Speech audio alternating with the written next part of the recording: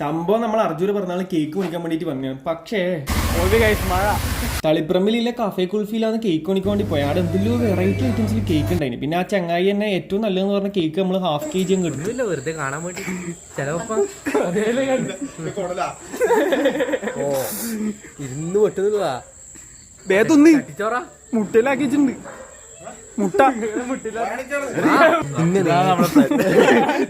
ഇത്രയുള്ള നമ്മക്കുള്ള ഇവന്റെ വീട്ടിന്റെ ഫ്രണ്ടിൽ എത്തുമ്പോഴത്തേക്ക് തന്നെ പരിപാടി ഏകദേശം ഫ്ലോപ്പ് ആയിരുന്നു. കാരണം ഇവൻ ഷേക്ക് വരുന്നത് ആദ്യം കണ്ടിട്ടുണ്ടായിരുന്നു. Happy birthday Arjun. ഇത് ജയിൽ പുള്ളിയാ.